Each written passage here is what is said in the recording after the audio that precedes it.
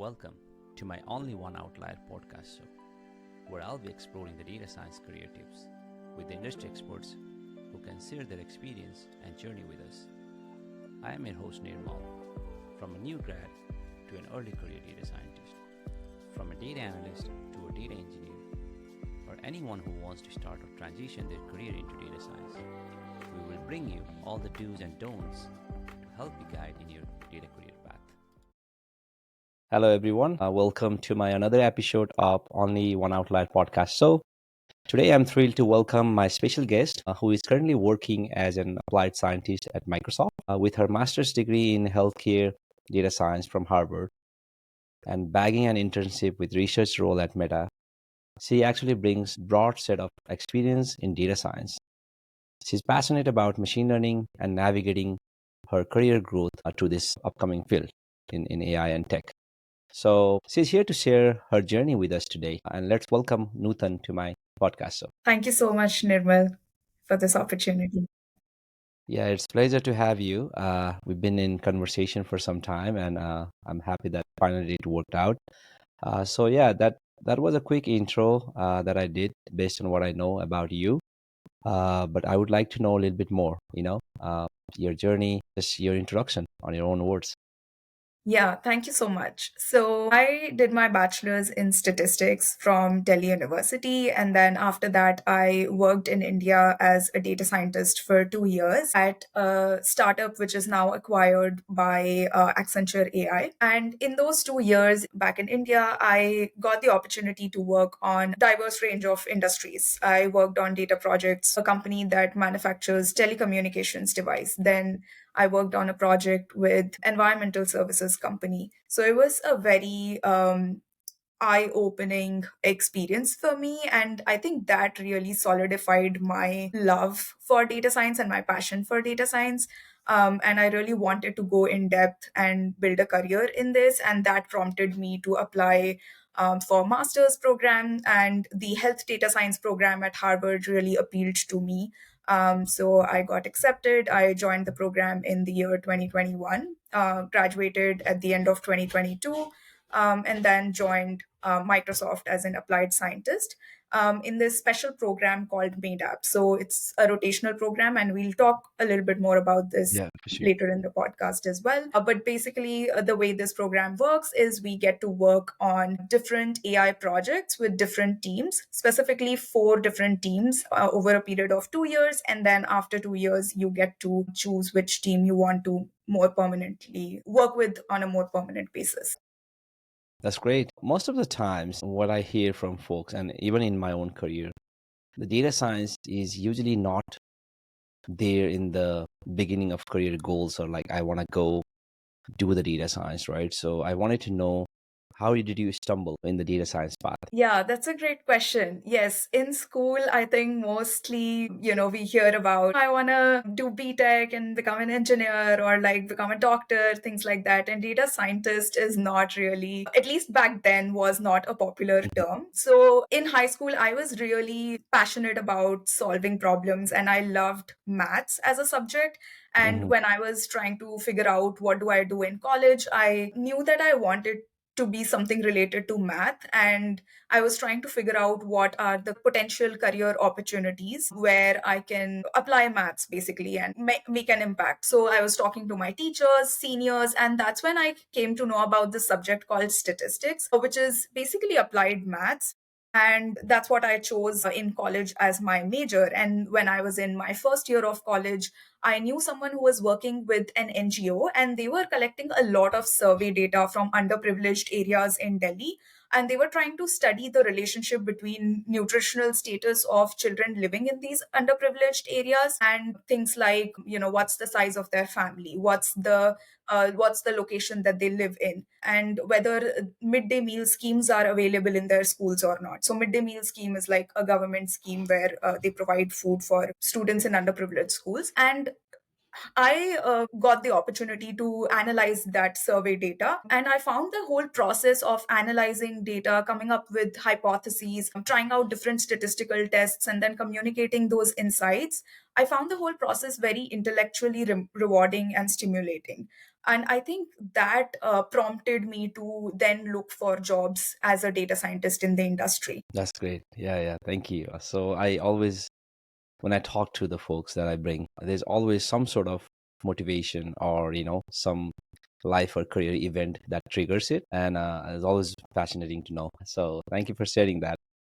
Yeah. So my another question or topic that I would like to cover would be something about your experience going to Harvard. I'm pretty sure a lot of folks have a dream to get admitted or get education from Harvard. Those are some of the really good universities like Stanford, Harvard, MITs, right? So like they tell that it's there in the education system itself has so much motivation and the learning curriculum wise everything, right? So tell us a little bit, walk us through like how was your experience doing the data science from that university, and how did you shape your career, how did you come out different, when you get in versus when you get out, right? So what was the changes you noticed? That's a great question, Nirmal. So, if in one word I want to describe my experience, I would say very intense, because it was quite different from my undergrad. Right. And for various reasons, the kind of people that you get to interact with on a day to day basis is Mm-hmm. very different. You meet some really amazing folks.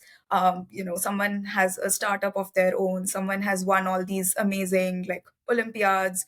And I definitely felt like a complete imposter, and I would say struggled to kind of keep up in the first few weeks. And of course, the rigor and the volume of the curriculum and the pace at which things moved was also very different from my undergrad. So it was a learning experience.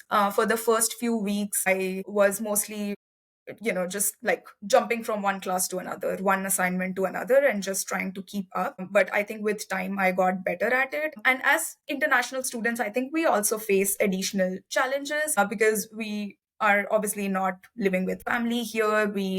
As someone who comes from a low income family, I was also doing a part time job along with school. So that was also, juggling these two things was not easy. Along with that, in your first semester, you're doing internship search and interviewing. And then in the last two semesters, you're doing job search. So that's almost like a full time job in itself. So, all in all, it was a very intense experience, but I think I came out of it as a much stronger person, not just personally, but professionally as well, because it taught me a lot of things. Like it taught me time management, networking skills, and also of course made me a better like data scientist, like technically, because I was taking all these courses from different schools at Harvard and MIT, which I loved that we could like customize the program to fit our needs.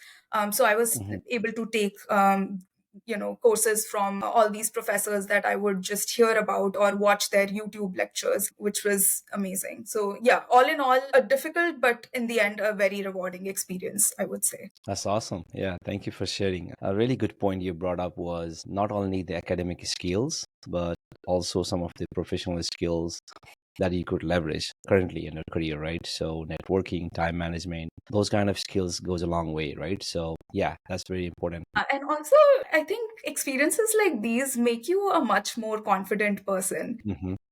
You feel like if I can get through that, I can get through anything. Yeah, yeah. Yeah, the more hurdles, the better, they say in the early career, right? So you kind of learn new things from each of those hurdles, right? So same thing with my career as well. So like you mentioned, coming from low income family back home, you have to make sure you do side hustle to make something for yourself, Absolutely. and also like keep up with the study. I think that will just ultimately makes you stronger and resilient, right, in a way. So awesome. Yeah, thanks for sharing that. I would like to come to the topic that you raised during your intro, which is the Microsoft AI Acceleration and Development Program. I'm sure a lot of my audience will benefit from this. This is a rotational program, and I think I was not fully aware until I had a conversation with you in the past. So, can you highlight a little bit more about this program and what is the application process? how this works, so other folks who are listening may be able to explore it to their benefit. Yeah, absolutely. So, MAIDAP, as you mentioned, stands for Microsoft AI Acceleration and Development Program. And this is a rotational program designed for mostly early in career folks. However, there are some people who are much ahead in their career who have also joined the program. And recently, I've seen there has been a lot of interest Hmm. in general, irrespective of where you are in your career in this program. So, yeah, this is a rotational program, and we get to work with different product teams across Microsoft on AI projects. And these AI projects can be a POC that they want to build, or it can also be a new feature that they want to integrate and ship to users. So it's really a range of projects. And the goal of this program is kind of twofold. Firstly, it provides Microsoft resources which are experts in AI or already come from an educational background or have experience in working in AI projects. And for us, it's providing us with a platform where we can work with all these real world projects and hone our skills. So it's kind of like a symbiotic relationship, I would say, where we are learning, getting to work on our skills, getting to become better data scientists, and Microsoft is getting AI resources as and when they need it. Yeah, okay. Yeah, that's a great point. So, do they begin with being a full-time employee, or it will be some sort of contract for the first few rotations and you get an offer to become a full-time? How does it work? Yeah, so this is you will be a full-time employee Hmm. and you will have all the benefits that any full-time employee has. However, we are not attached to a particular team. We work with one team for 6 months and then we offboard and go to another team and work there for 6 months. And this happens for a period of 2 years. Hmm. After this period, towards the end of your rotation, which will be in your fourth semester, you get to interact with all the teams that you've worked with in past or any other team that you might be interested in working with. And you get to see whether, like, basically talk to them and see if there's a requirement, there's a head count, and see if you have an interest in joining that team. And based on this, like, mutual agreement, in the end you decide which team you will be joining on a more permanent basis. And this program hires people in three roles. Basically, one is applied scientist, which is what I am right now, and then they also hire software engineers and product managers. So at the end of the 2 year program, all of us will get placed to one of the teams, mostly teams that we have already worked with. Yeah. Yeah, that's awesome. I think I do like the fact that from Microsoft standpoint, they get to have talent pool and in the AI, especially because the program is designed in AI, right? So, and at the same time, it might work better for the retention side as well because they're giving the opportunity for the folks to pick the team or try multiple teams. Sometimes you don't know what you're gonna like, right? I think that's actually a great option. Did you mention something about the application cycle timeline when it exactly starts? Yeah, so the application starts around August, September of Hmm. the current year for the cohort which will join the next year. Okay, So, okay. for example, the cohort which will be starting in 2026 will have the applications open up this year sometime in August, September. Sometimes it can also be a little bit later depending on what was the response that they got in the first cycle of application. And there are usually like 4 rounds of interviews that people have to go through. The first is just a screening interview, and then Mhm. the second one is like an on-site where they go through three back-to-back interviews with senior AS managers or SWE managers, depending on their role. Awesome. Yeah, thank you so much. I think this program definitely will be beneficial to the other folks who are listening if they meet the requirements or if it is something to their interest. Definitely check it out. I would also love to add that this program, I would say, has played a very special role in my career journey. Not only has it given me the platform to work on very high impact projects, which has been put into production, but has also given me access to such amazing mentors Everyone in this team is very approachable. They are very happy to get on a call and talk about like career growth or any technical challenges that you might be facing. And I just love that feeling of that community that this program brings with it. So yeah, that's just an additional point that I wanted to mention. No worries. Thanks for adding that. Overall, I think I agree within the Microsoft so far, even in my experience, I've been going on 4+ years, and that feeling that you just shared about being everyone so approachable, trying to help you out, the one Microsoft mentality. I think those are some of the really good career perspective that I have, even with Microsoft as companies. Yeah, thanks for sharing about that program. I think my audience should check it out. Once again, it is called Microsoft AI Acceleration and Development Program. You can find more information online. So just check it out if that will be something useful or beneficial for you in your career. All right, so moving on, I want to touch upon some challenges you faced. We all talk about opportunity and success. That's the side we see, especially everywhere, right? Even if you think about LinkedIn, right? A lot of people just post the job they received or the recognition they got, right? So nobody talks about the failures behind the scene, right? There is challenges, of course, throughout the journey of everyone's career. So I just want to know, what are some of the challenges you faced to get here, and how did you overcome them? That's more important. Yeah. And I think I second what you said, Nirmal, that everyone's always putting out their success stories, but do not share their failures. And I think it's so important to share your failures along with successes so that people know that it's not all rainbows and sunshines all the time. And even if you're going through a rough patch, it's just temporary. And I would say the most challenging time in my whole journey has definitely been my time at grad school. Um, Hmm.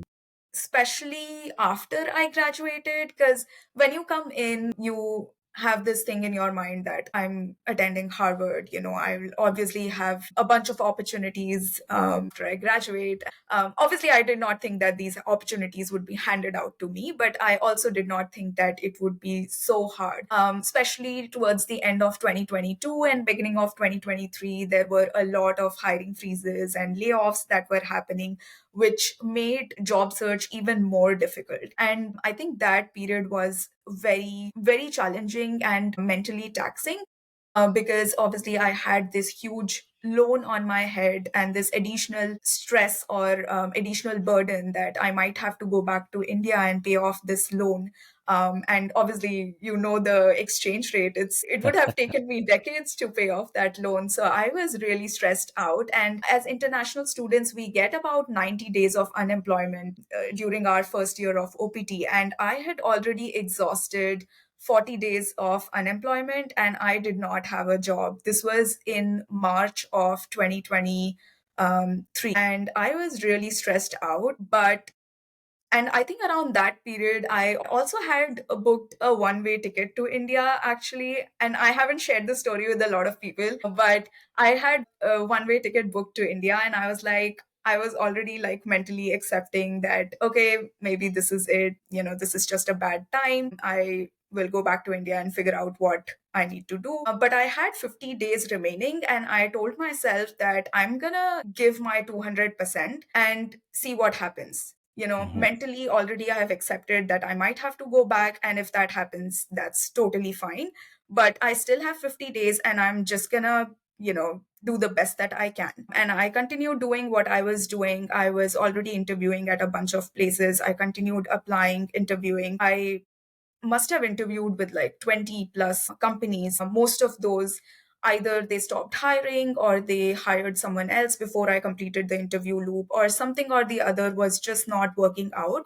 And then finally, in the first week of April, I got three offers from three companies with whose missions I really resonated.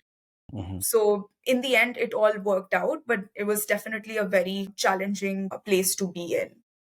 And I would say that what helped me was just staying consistent and just like putting my head down and just working and applying and improving my interviewing skills or networking or anything that I could do. basically. So yeah. Yeah, definitely. Thanks for sharing that part. I'm pretty sure that the same story that you just shared is going to resonate with many out there right now as well, right? So because the market is tough, and I do talk to a lot of mentees on daily basis, and some of them are struggling to get interviews, some of them are struggling to pass the interviews. So I think the market hopefully will get better soon, but at the same time, I think I always tell them the same message that you just mentioned. You're gonna have to keep trying, and ultimately, there's only the hope that you can have that one of the door will that you've been knocking will open, right? But Yeah. networking is also key. I've been also suggesting them that don't wait until the last minute you need it, right? So that's one of the tip I share is like you need to start networking now. It was probably due to yesterday, but nothing late than not doing it, right? Yeah. So yeah, thanks for sharing that. Obviously it's hard. I also graduated in a very hard time, like probably one of the biggest recession that US has seen, but ultimately it works out, and yeah, I think we just have to have a faith and hope and keep trying, I guess. Yeah. In the end, you just need one. Yeah, You just you just need need, that one. yeah, Yes. yeah, you're right. Yes, definitely. So the harder it looks, but it will teach us. Every failure will teach us something, right? So that's another side of it, right? So every interview I have failed so far, I have learned something from it, right? So all right, let's switch topic a little bit. You are currently working, obviously, in AI because of that's how the program is set up, and this is probably the train that AI is kind of like because of this Gen AI and large language models, we have seen a big uh, progress in this direction. One of the topic or any interesting technology that you are currently working on that has fascinated you, right? So could be I, could be ML, whatever, Yeah. right? Ultimately, it's something that what you doesn't need to be that something you work on daily basis at a work or you're learning yourself. Could be it, right? So what does that one thing that currently in current Yeah. time fascinating? Right now, something that has really fascinated me is that I'm also learning a lot about on my own is diffusion models. Mm-hmm, I think it's so fascinating that these models can turn random noise into images, into audio signals. And there is a side project that I'm working on currently where we are looking into training diffusion models for generating real looking high fidelity ECG data. mm-hmm, It's a side project that we are working on, and we have collaborated with MGB, which is Mass General Brigham Hospital. So the real ECG data cannot be used for training models because there are a lot of HIPAA regulations around it and mm-hmm, cannot be used for research. However, if we were to train an AI model to give us real looking ECG data for a specific demographic, for example, you want to get the ECG data of a male who is from South Asian descent, etc. How cool would it be to have an AI model which can do that? And then researchers can use that for research, or we can also train some downstream classification models to predict how likely is this person to have a cardiac event in the next 10 years or so. So this is something that I have been kind of learning on my own and reading a lot of papers about. Yeah, it's really fascinating. Yeah, I think that's a good use case. Now I think about it for diffusion models that if you can create some data, right? Because of the regulations, a lot of this healthcare data could be privacy protected to use, then it can be realistically the synthetic data generation process can be automated and have some of those signals based on the criteria that you mentioned, right? There could be many criteria you can add, like age group, like the the genetical aspect of the person, right? So whatever matters for the signal, right, for that particular data, I think as long as we get really close to the real data set, I think that'll open up a lot for research and other study for sure. Yeah, and it's also not an area which is very popular right now. Hmm. I think it is gaining popularity, but I think a lot of people, when they think about generative AI, they think about generating text or images, but not Right. really generating something like ECG. Yeah. So, yeah, I think these sort of unpopular areas are kind of catching up. Yeah. Yeah, Yeah, that's one way. I work in security, right? So not exactly the ECG signals, but there are a lot of other network-related signals that is extremely important for network engineers or the AI engineers who is building the model to put in place. And a lot of times, traditionally we ran into this issue. We have been running into this issue for a long time, like the class imbalance, right? There's a yeah, big class imbalance of what is normal versus what is abnormal behavior, and when it comes to that kind of looking into those very low samples, almost like you're struggling to find that needle in the haystack, right? And having the capability to generate some of that signals on that minority class as realistic as it could, it kind of helps a lot. I mean, obviously for a lot of the use cases. So yeah, interesting. So thanks for sharing your experience of what you are currently interested in doing and doing as a side project. It's always important, I think, how you think about, like, let's talk a little bit about continuous learning, right? Maybe just one follow up on the previous one. How do you manage the continuous learning aspect, right? Because we are in a field that not necessarily we get to do everything at the work, right? yeah. But you need to probably find yourself some time and manage it.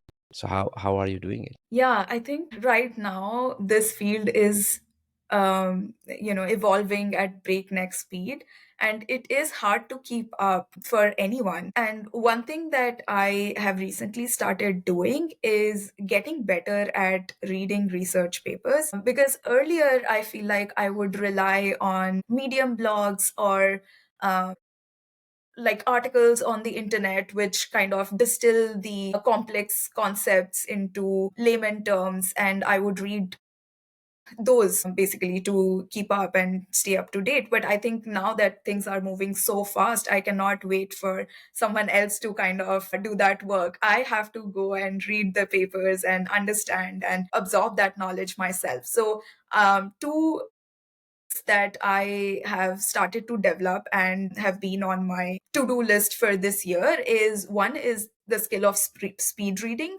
and the other is the skill of reading a research paper. Because reading a research paper is not as simple as just like reading a book or something. You have to approach it in a certain way. First, you read the abstract and then the Mhm. conclusion or the result and figure out whether this is something that is interesting for you or is relevant for your work, and then you go into reading the methodology and everything, and then in the end you read the introduction and stuff. So there's a lot of like nuances, and I'm learning that right now. And I also did not know that speed reading is a sport actually in the world. Like there are championships for speed reading.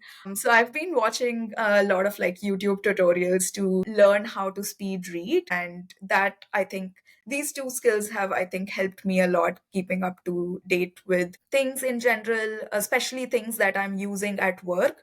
That's awesome. Yeah, that's good to know about speed reading. I think I need to learn that skill too. I'm pretty bad at reading speed. Me too, me too. I think it's super important, especially today. Yeah, you're right.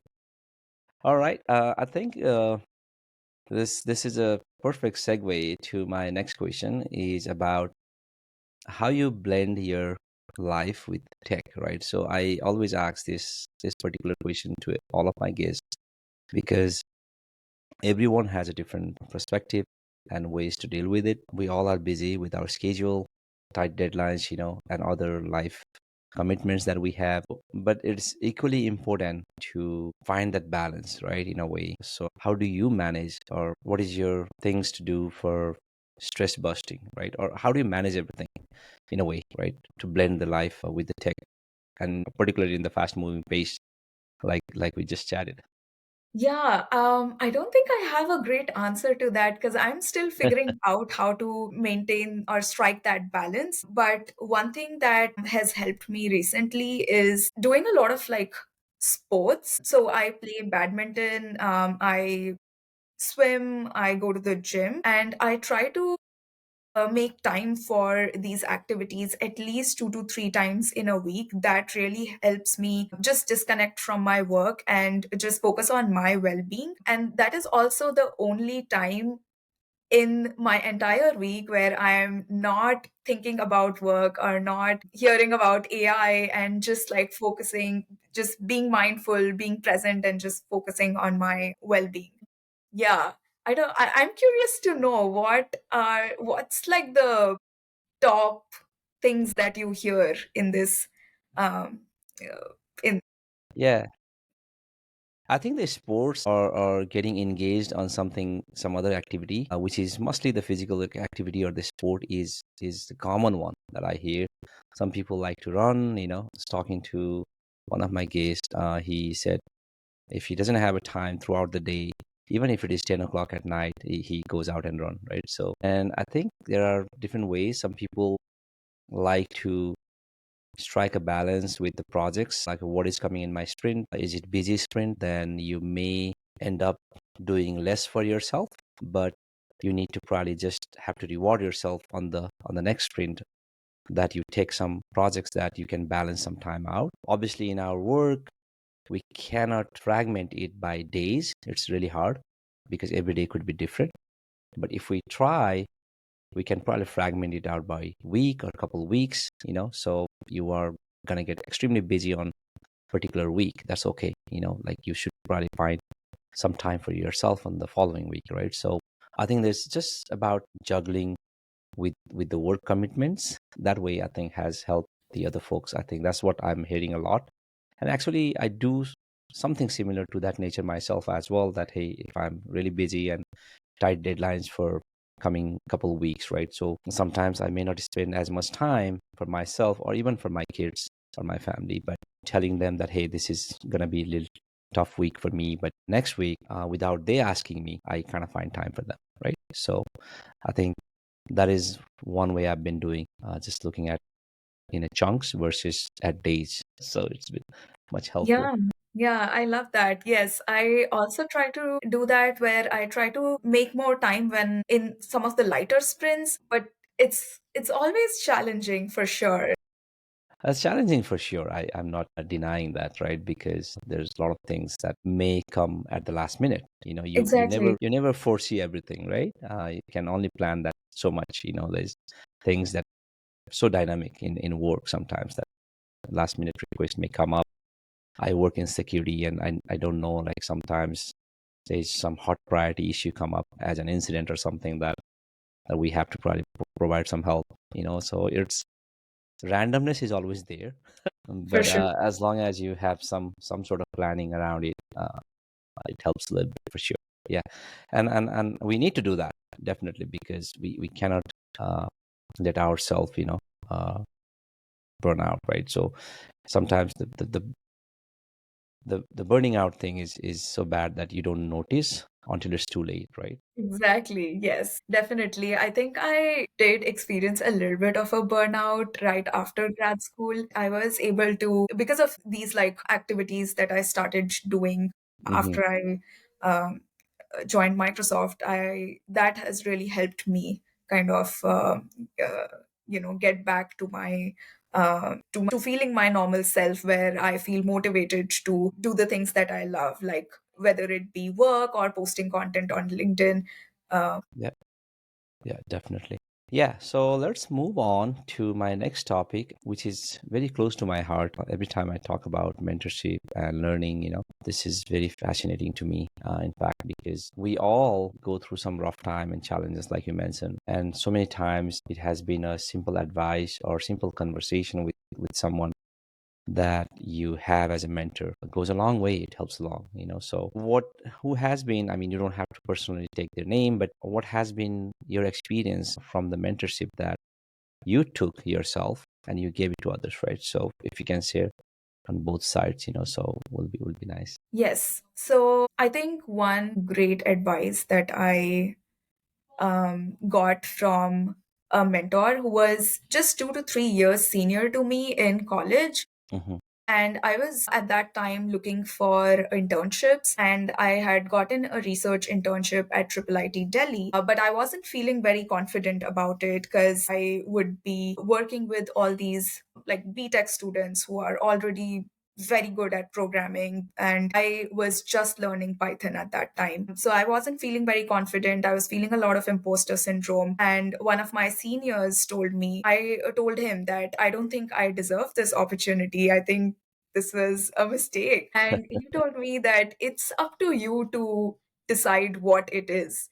Like, it's up to you to figure out, or not figure out, but it's up to you to kind of determine whether this was a mistake or not, and that you deserved this opportunity by working really, really hard, because this opportunity was given to you by some really qualified people. And if you're doubting them giving you this opportunity, you're essentially not just doubting yourself, you're also doubting everyone else who was involved in the hiring process. So I think that was a really good, even though it sounds really simple, but I think that really shifted my perspective. And whenever these thoughts would pop in my head, I would just tell myself that, you know what, I'm gonna work as hard as I can and just see what happens. And in that research internship, we actually ended up publishing a paper which got accepted into a workshop in a really, really prestigious conference. So in the end, everything did turn out really well, but I just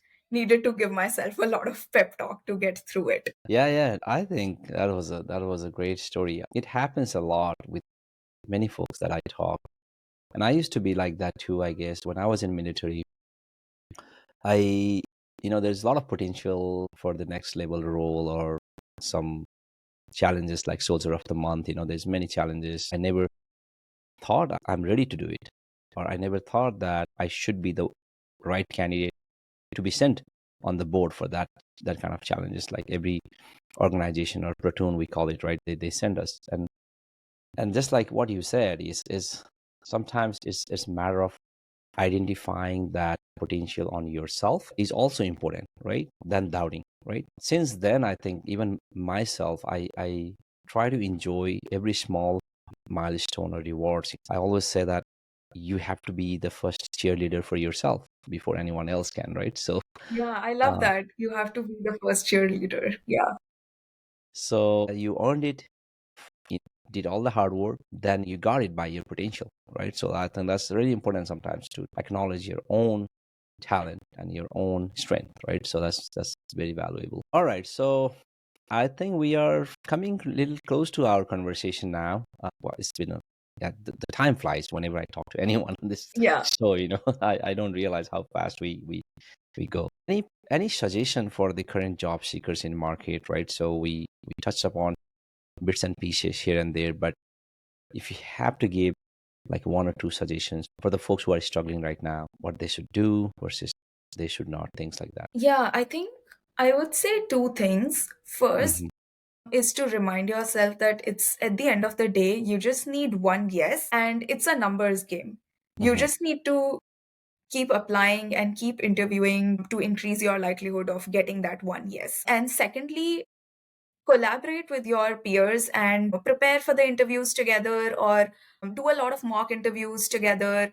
And in fact, one thing that I used to do with my peers who we were when we were doing job search was we would also share information about which companies recruiters reached out to us.